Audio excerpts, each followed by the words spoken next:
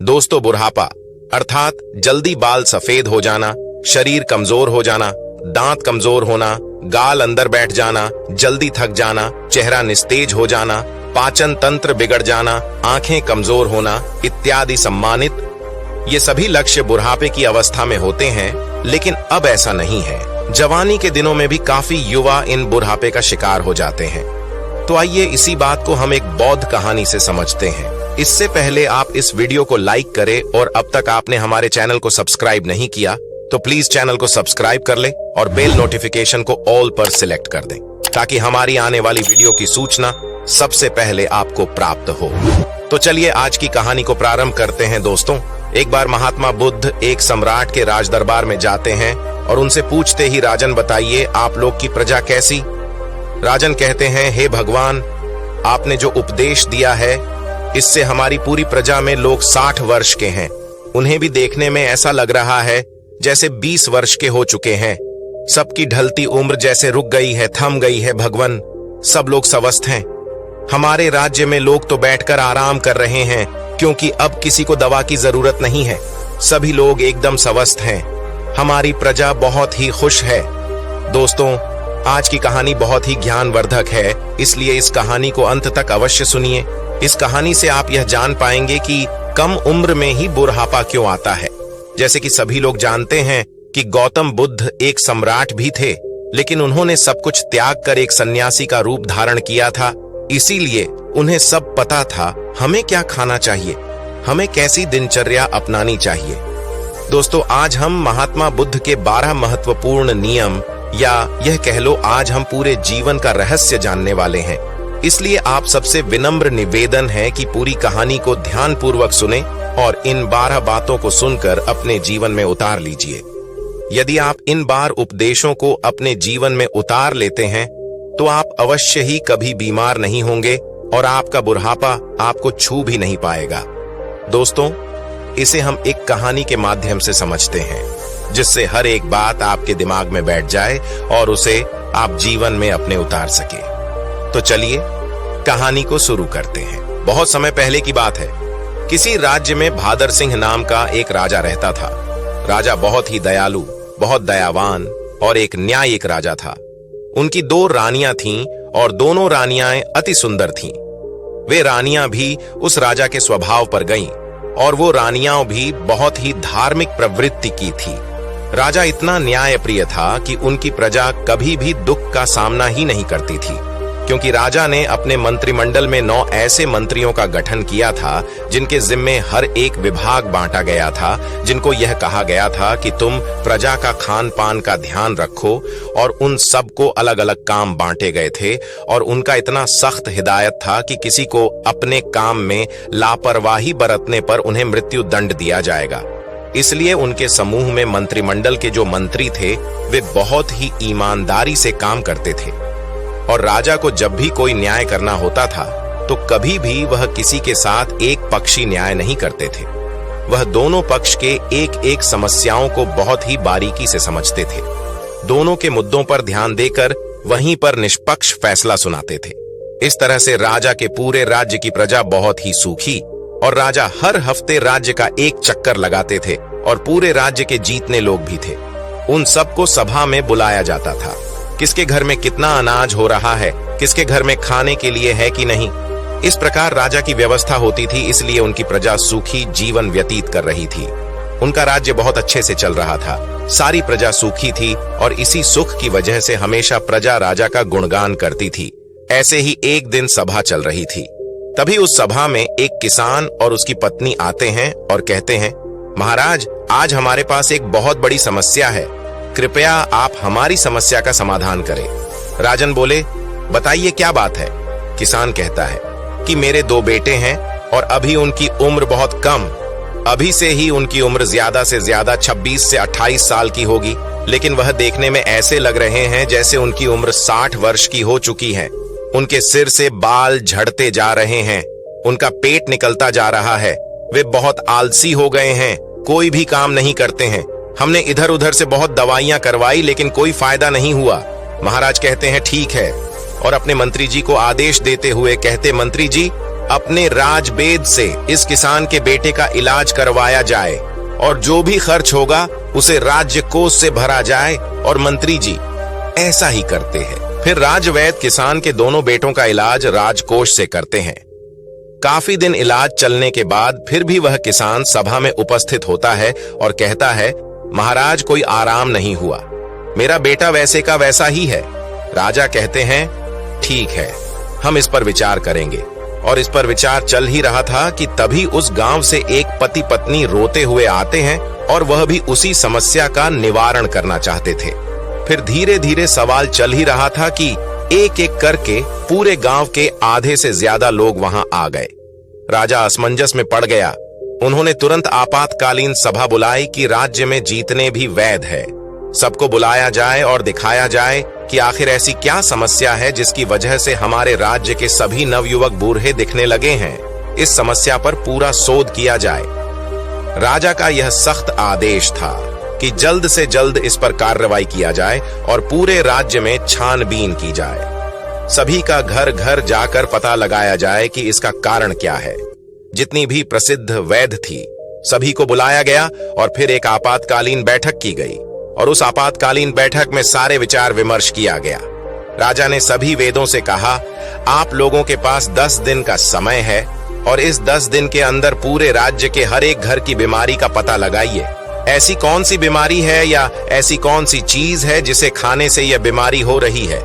राजा ने कहा कि जो भी राज्य में इस बीमारी का सही सटीक पता लगाएगा उस राजवैद्य को उचित पुरस्कार के रूप में एक राज दे दूंगा। अब सारे वैद्य एकदम से एक तल्लीन होकर जुट गए और घर घर जाकर रात दिन एक एक करके पूरा 10 दिन छानबीन की। फिर वे एक दिन जब राज्य की सभा लगती है तो उस राज्य में सारे राज्य वैद्य और पूरे राज्य के लोग इकट्ठा होते हैं। फिर राजा एक एक करके सारे वैद्य से पूछते हैं। तब सारे राजवैद्य अपने अपने विचार रखते हैं, महाराज हमने पूरी छानबीन किया और छानबीन के हिसाब से हमने लोगों का उपचार भी किया, लेकिन किसी को आराम नहीं मिल रहा है। फिर एक राजवेद खड़े होते हैं जो बहुत ही बुजुर्ग थे। उनकी उम्र लगभग 125 वर्ष या 130 साल की थी और उन्होंने कहा, हमारा जो अपना निष्कर्ष निकला, हमारा जो अपना अनुभव है, उस अनुभव से हमें यही लगता है कि हमारे यहाँ रहन सहन और यहाँ के खाने में कुछ दिक्कत हो रही है जिसके वजह से ये सब हो रहा है, लेकिन हमारे पास इसका सटीक जवाब नहीं है। राजा उस बुजुर्ग राजवैद्य की बात सुनकर वह राजा असमंजस में पड़ जाते हैं कि 130 साल के बुजुर्ग यह बात बता रहे हैं। तो राजा ने कहा, इसका समाधान क्या होगा? अब इसका समाधान भी आप ही बताइए, क्योंकि हम आज 1 महीने से इस कारण से चिंतित हैं। 1 महीने से हमारी प्रजा परेशान हो रही है और इसे देखकर हम लोग इसी सोच से परेशान होते जा रहे हैं। मेरे भी बाल झड़ने शुरू हो गए हैं। हमारे परिवार में महारानियां, राजकुमार, राजकुमारी या जो भी है, सब लोग इस समस्या से परेशान हैं। आखिर समाधान तो बताइए। फिर वो राजवैद्य हाथ जोड़कर खड़े होते हैं और राजा से कहते हैं, राजन हमें क्षमा करिए, लेकिन हमारे पास इसका कोई उपाय नहीं है। उन्होंने आगे कहा, इन सारी समस्याओं का समाधान एक ही व्यक्ति के पास है। अगर उस व्यक्ति को बुला लिया जाए तो आपके राज्य की सारी समस्याएं खत्म हो जाएंगी, सारी बीमारियां हमेशा के लिए खत्म हो जाएंगी। उनके अलावा इसका समाधान किसी के पास नहीं है। महाराज कहते हैं, वैद्य जी हमें जल्दी बताइए, इस शुभ काम के लिए देरी मत करिए। मुझे जल्द से उस महापुरुष, उस ज्ञानी का नाम बताइए और अब हम उन्हें अपने राज्य में आमंत्रित करेंगे। वो राजनीतिज्ञ कहते हैं, क्षमा करें महाराज, हमें उनका पता नहीं है कि वो कहाँ रहते हैं, लेकिन उनका किसी राज्य में उपदेश अवश्य चल रहा होगा। कृपया आप अपने सैनिकों को सारे राज्य में भेज करके पता लगाए कि महात्मा बुद्ध किस राज्य में हैं, कहां पर है, कहां पर उनका उपदेश चल रहा है। केवल उन्हीं के पास इस समस्या का समाधान है और दूसरा किसी के पास इसका कोई समाधान नहीं। राजा यह बात राज्य वैद्य की मुंह से जैसे ही सुनते हैं, उन्होंने अपने सबसे काबिल मंत्री को यह आदेश देते हैं कि जल्द से जल्द महात्मा बुद्ध का पता लगाया जाए और उन्हें आदर सम्मान के साथ अपने राज्य में लाया जाए। ये हमारा सख्त आदेश है। इसके लिए जितने भी गुप्तचर चाहिए उन्हें ले लिया जाए और उनका जल्द से जल्द पता लगाया जाए कि इस समय महात्मा बुद्ध का किस राज्य में उपदेश चल रहा है। वह जरूर आएंगे उनको हमारा संदेश भेजिए, उनको कहिए कि सम्राट बुलाए है। अगर वो नहीं आते तो आप मुझे बताइए, मैं स्वयं अपनी समस्याओं को लेकर उनके पास जाऊंगा। और सारे मंत्री तुरंत चारों दिशा में फैल जाते हैं और काफी अथक प्रयास करने के बाद, काफी मेहनत करने के बाद यह पता चलता है कि महात्मा बुद्ध काफी दूर राजनीतिक उपदेश दे रहे हैं। मंत्री वहां जाते हैं और बुद्ध को प्रणाम करते हैं और कहते हैं, भगवान आपको हमारे राजा ने बुलाया है। हमारे राज्य पे बहुत बड़ी बीमारी आ गई है, कृपया आप हमारे साथ चलने की कृपा करें। महात्मा बुद्ध इतने दयालु, इतने हंसमुख, उनका तो बस एक ही उपदेश था कि इस धरती पर हर एक प्राणी स्वस्थ और निरोग रहे, किसी के मन में छल ना रहे, कपट ना रहे, कोई दुखी ना रहे, सभी लोग हंसते रहे। जैसे ही उन्होंने सैनिकों के मुंह से सुना, उन्होंने कहा, क्यों नहीं, हम तुरंत चलते हैं। और महात्मा बुद्ध उस मंत्री के साथ राज्य में आने के लिए तैयार हो गए और उनके साथ जो उनके शिष्य थे वो भी आते हैं। राजा महात्मा बुद्ध का दरबार में स्वागत करते हैं। उन्हें प्रणाम करते हुए सादर आमंत्रित किया जाता है और फिर वह राजा महात्मा बुद्ध से कहते हैं, भगवान हमारी बड़ी ही हंसमुख प्रजा है, सुखी है, लेकिन आज उनके ऊपर बहुत बड़ी विपत्ति आ गई है। जब इनके ऊपर विपत्ति आ गई है तो मान लीजिए कि हमारे ऊपर ही विपत्ति आ गई है। ये प्रजा नहीं है, ये हमारे परिवार के सदस्य हैं। कृपया आप इन सभी की समस्याओं का समाधान कीजिए। महात्मा बुद्ध राजा की तो पहले ही प्रशंसा सुन चुके थे। राजा की सोच और विचार से महात्मा बहुत प्रभावित हुई और मुस्कुराते हैं और राजा से कहते हैं, क्यों नहीं, ये तो कुछ नहीं है, सब ठीक हो जाएगा। इस समस्याओं को सारे लोग स्वयं पाल रखे हैं। ऐसी बात सुनकर राजा मुस्कुराते हैं और कहते हैं, भगवान इतनी बड़ी समस्या है और आप कह रहे हैं कोई समस्या नहीं है। फिर राजा ने कहा, ठीक है गुरुवर, जैसे भी हो आप हमारे प्रजा को ठीक कर दीजिए। महात्मा बुद्ध के सामने एक शिष्य खड़ा था। महात्मा बुद्ध उस शिष्य की तरफ इशारा करते हैं तो शिष्य कहता है, राजन हमें आपके राज्य में एक ऐसा खुला स्थान दीजिए जहां पर राज्य के सभी लोग एकत्रित हो सके, जहां का खुला वातावरण हो, जहां प्राकृतिक धूप आती हो, जहां प्राकृतिक हवा हो, सुनहरा माहौल। वहां पर कल प्रातः 4:09 बजे लोगों का उपचार किया जाएगा। लेकिन लोगों को उपचार देने से पहले आप अपने राज्य में ऐसा आदेश लागू कर दीजिए, उस स्थान पर आपके पूरे राज्य के सभी लोग और आप खुद भी उस स्थान पर उपस्थित हों। सभी लोगों को कल से उपदेश देना शुरू हो जाएगा और यह उपदेश 12 दिन तक चलेगा। 12 दिन एक एक करके उपदेश दिया जाएगा और इन 12 दिनों में आपकी पूरी प्रजा स्वस्थ हो जाएगी। राजा शिष्य के मुंह से यह बात सुनकर बड़े खुश होते हैं। सिर्फ 12 दिन में राजा कहते हैं, ठीक है, जो भी खर्च आएगा वो सारे हमारे राजकोष से दिया जाएगा। फिर वो शिष्य कहता है, कोई खर्चा नहीं आएगा महाराज, आप निश्चिंत रहिए। आप सिर्फ अपनी प्रजा से यह सख्त आदेश करवा दीजिए कि 4 बजे वहां उठकर नहीं आएंगे, उसे दंड दिया जाएगा। राजा यह आदेश लागू कर दिए और बोले, कल सुबह सबको वहां आना है। राजा ने एक बहुत बढ़िया सा स्थान निर्धारित किया और कहा कि कल पूरी प्रजा उसी स्थान पर आएगी, हम भी आएंगे और वहां पर महात्मा बुद्ध के विचार सुनेंगे और जैसे जैसे महात्मा बुद्ध कहेंगे उनका पालन किया जाएगा और हमारे सारे गुप्तचर सबके घरों पर निगरानी रखेंगे। जो भी उपदेश का पालन नहीं करेगा उसे सभा में दंडित किया जाएगा। यह सारी बातें घोषित करने के बाद पूरे प्रजा राजा को प्रणाम करती हैं और कहते हैं, नहीं महाराज, हम सभी लोग वहां उपस्थित अवश्य होंगे। महात्मा बुद्ध को सभी लोग प्रणाम करते हैं और वहां से चले जाते हैं। उस दिन की सभा वहां पर स्थगित कर दी गई और अगले दिन महात्मा बुद्ध का प्रवचन होने वाला ही था। सबके सब 4 बजे महात्मा बुद्ध का प्रवचन सुनने के लिए पहुंच जाते हैं। फिर महात्मा बुद्ध सभा में अपने शिष्य को इशारा करते हुए कहते हैं कि लोगों को बताओ। उनका शिष्य अपने स्थान पर से खड़ा होता है और कहता है, कल से पूरे राज्य के लोग सुबह 4 बजे ब्रह्म मुहूर्त जब शुरू होगा उसी समय उठने के बाद 2 से 3 गिलास गुनगुना पानी करना है और उस गुनगुने पानी को मिट्टी के बर्तन में घूंट घूंट करके पीना है। जो इसका अनुसरण नहीं करेगा उसे आराम नहीं होगा। यह महात्मा बुद्ध का पहला उपदेश था। इस पहला उपदेश का पालन करना है और कल दूसरा उपदेश दिया जाएगा। कल इस उपदेश का सभी लोग पालन करके आएंगे और सभा वहीं पर समाप्त होती है। फिर अगले दिन सभी लोग समय से वहां उपस्थित हो जाते हैं। सभी लोगों से महात्मा बुद्ध किसी से पूछते हैं कि क्या हुआ, कितने लोग पालन किए। सभी लोगों ने हाथ उठाया और सभी लोगों ने कहा, हमने इसका पालन किया है और आज हमें बहुत आराम मिला है।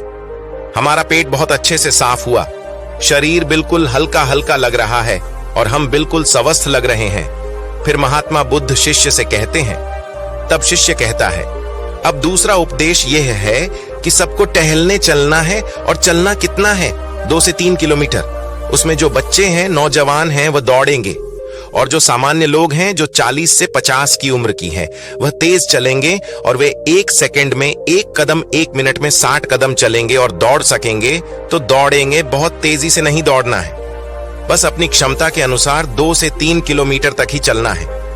वह दूसरे दिन का उपदेश था। अगले दिन फिर से सभा शुरू होती है, फिर से सभा लगती है। फिर से सभा में वह पूछता है सभी लोगों से, आप लोगों ने पहले 2 दिन का पालन किया? सभी लोगों ने अपने हाथ उठाकर सहमति जताई। शिष्य पूछता है कि आप लोगों को कैसा लग रहा है? तब वे कहते हैं, गुरुवर, हमको कोई बीमारी नहीं है, ऐसा लग रहा है। फिर से शिष्य कहता है, अब सब लोग योग करें। प्राणायाम अपने हिसाब से सभी लोग प्राणायाम, जिसमें अनुलोम विलोम शामिल होगा। अनुलोम विलोम कैसे किया जाता है? अनुलोम विलोम कैसे किया जाता है? सूर्य प्राणायाम कैसे किया जाता है?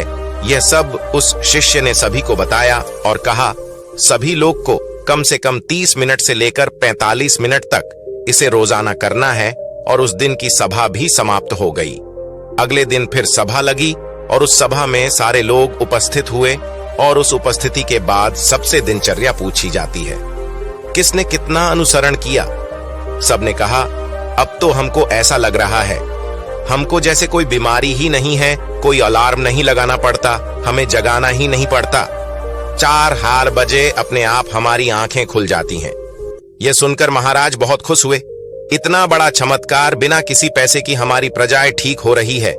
राजा तुरंत खुश होकर महात्मा बुद्ध को प्रणाम करते हैं और उनसे कहते हैं, आप हमारे ही राज्य में रहिए, भगवान यहां से मत जाइए। महात्मा बुद्ध मुस्कुराते हैं क्योंकि उनका तो काम ही है हमेशा हंसते रहना, क्योंकि वो चिंता नहीं करते थे। फिर वो कहते हैं, अब सभी लोग प्राणायाम, योग सब कुछ जान गए हो। अब सब लोग को अगले काम जो करना है वो ये है कि सभी लोगों को 300 ग्राम सेव खाने हैं। इससे ज्यादा भी खा सकते हैं लेकिन कम नहीं। उसके बाद सभी लोग अपना अपना काम करेंगे और उस दिन का भी ज्ञान समाप्त हुआ। सभा निष्कासित हुई। फिर अगले दिन सभी लोग आते हैं और सबसे पूछा जाता है कि किसको कितना आराम हुआ। सभी लोग कहते हैं, हम तो पूर्ण रूपेण ठीक हो गए। फिर से शिष्य कहता है, नहीं, अभी तो बाकी है, अभी तो आधा नियम और करना है। जब आप पूरे नियम का अनुसरण कर लोगे तब आपको कोई बीमारी नहीं आएगी, बुढ़ापा छूमंतर हो जाएगा, बुढ़ापा पास भी नहीं आएगा, मर्दाना ताकत बरकरार रहेगा, हमारे महात्मा बुद्ध की तरह चेहरे पर चमक बनी रहेगी।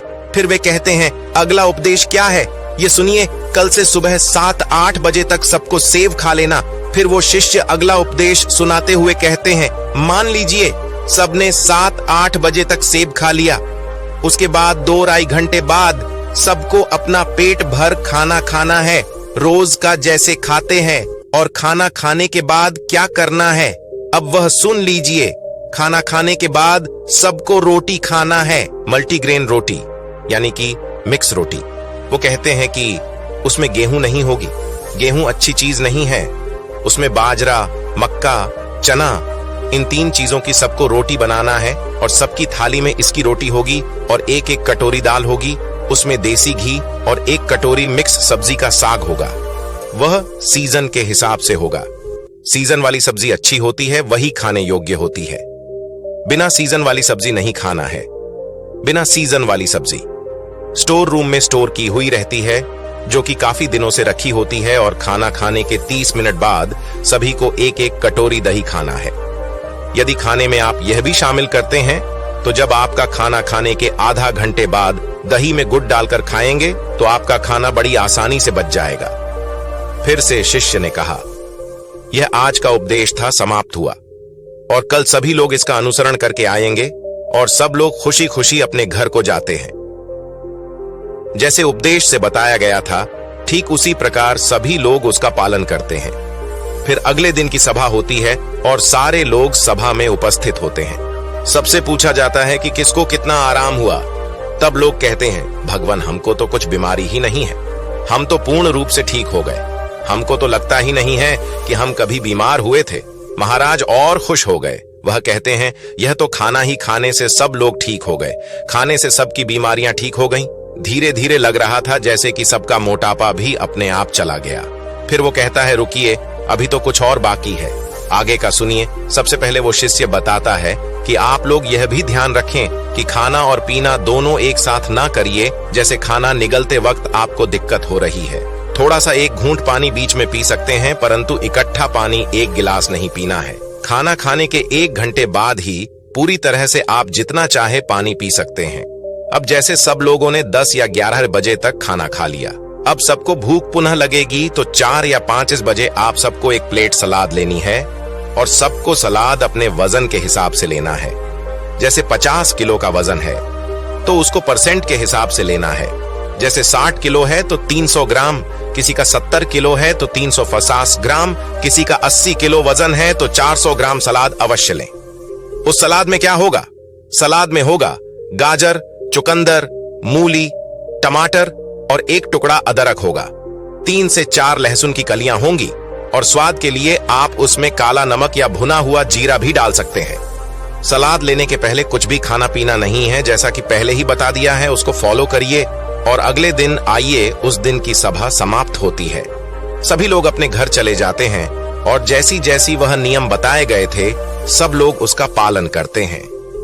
फिर अगले दिन सभा में सबसे पूछा जाता है कि आप लोगों को कैसा लग रहा है, आपका शरीर कैसा अनुभव कर रहा है। सभी लोगों के चेहरे पर मुस्कान और सबका चेहरा एक तेज की तरह चमक रहा था। ऐसा लग रहा था जैसे उनकी ढलती उम्र थम सी गई हो।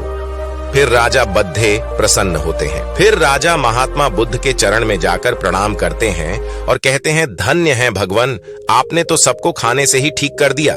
तब उसने कहा, महाराज रुकिए, अभी तो सारे उपदेश बाकी हैं। अभी जब मैं पूरा उपदेश बता दूंगा तब हमारे भगवान की तरह कोई बीमारी नहीं होगा, कभी किसी को बुढ़ापा नहीं आएगा। राजा कहते हैं, जल्दी बताइए गुरुवर, जल्दी बताइए, हमें सारी चीजें सुननी है। मैं भी महसूस कर पा रहा हूं कि जैसे मुझे भी कोई बीमारी नहीं है। मैं अब 16 वर्ष का हूं। फिर वे बताते हैं, अब रात में क्या करना है। सबका खाना जो रात का है, सूर्य डूबने से पहले सब लोग को खाना खा लेना है, क्योंकि जब हमारे पेट पर सूर्य की रोशनी पड़ती है तो उस पर हमारा पेट में हमारा अन्नाशय ज्यादा काम करता है। जब धीरे धीरे सूर्य की रोशनी कम होने लगती है तो हमारा अन्नाशय काम करना बंद कर देती है। इसीलिए आर्षि मुनि लोग सूर्य डूबने से 1 घंटे पहले खाना खा लेते थे। इसके 2 फायदे हैं। जब आप सूरज डूबने से पहले खाना खा लेंगे तो आपका सारा खाना पचना शुरू हो जाएगा, और जब आप सोने जाएंगे तो 3 या 4 घंटे में आपका सारा खाना पूर्ण रूप से पच जाएगा। इसके फायदे, एक तो आपको नींद बढ़िया आएगा, और अगर आप लेट खाना खाते हैं तो अपने जीवन को बिगाड़ लेते हैं तो उससे आपको जल्दी नींद नहीं आएगी। आपके पेट में अच्छे से खाना पचेगा नहीं, इससे आपको गैस बनेगा। इसलिए आपको सूर्यास्त के 1 घंटे पहले रात का खाना खा लेना है। और खाने में क्या क्या लेना है वह है मल्टीग्रेन, रोटी साग सब्जी सीजन के हिसाब से 2 चीज और खाना है। कितना खाना है? नाम मात्र, यानी कि हल्का खाना खाना है, जैसे लगी कि आपने खाना नहीं खाया है। फिर उसके 1 घंटे बाद आपको 1 गिलास दूध पीना है, उसमें 3 ग्राम हल्दी डाल देना है। हल्दी शुद्ध घर का होना चाहिए, बाजार का नहीं। उसे उबालें और जब ठंडा हो जाए फिर उसको पीना है। हल्दी वाला दूध आपकी सारी बीमारी को नाश कर देता है। यही इतना शक्तिशाली होता है। अब सारे लोग इसका पालन करेंगे और उसका अनुसरण करेंगे। इसके बाद दूध पीने के तुरंत बाद सोने नहीं जाना है। दूध पीने के 1-2 घंटे बाद ही सोना है, और आपको रात 10 बजे तक सो जाना है। जब आप 10 बजे सो जाएंगे तो आपको बहुत अच्छी नींद आएगी, आपके सारे खाने पच जाएंगे। जब आपको अच्छी नींद आएगी तो 4 बजे सुबह अपने आप आपकी नींद खुल जाएंगी। आपको कोई तनाव नहीं होगा, कोई बीमारी नहीं रहेंगी। अंत में शीर्षक कहते हैं, ध्यान से सुनिए, सबको वर्तमान में जीना है, सबको बच्चों की तरह जिंदगी जीना है। जैसे छोटे बच्चे को कोई टेंशन नहीं होता कि उनकी मम्मी का पड़ोसी से झगड़ा हो रहा है, उन्हें उससे कोई मतलब नहीं होता है। मेरे घर में खाना है या नहीं। छोटे बच्चों को जो खाना मिल जाता है वह उसे खाकर अपने आप खेलते रहते हैं, सिर्फ उनका पेट भरा रहे। अगर उसका पेट भरा रहता है तो उसे कोई मतलब नहीं है। इसीलिए आप सभी अपने वर्तमान में जिएं। भूत भविष्य की चिंता बिल्कुल मत करिए। आज हमारे साथ जो है उसमें खुश रहिए। भविष्य में क्या होगा, भूत में क्या बीत गया, उसकी चिंता मत करिए।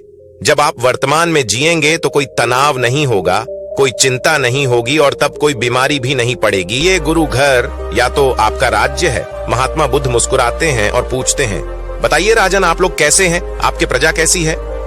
राजन कहते हैं, भगवान, आपने जो उपदेश दिया है उससे हमारी पूरी प्रजा में जो लोग 60 वर्ष की थी, उन्हें देखने में ऐसा लग रहा है जैसे भी 21 वर्ष के हो गए हैं।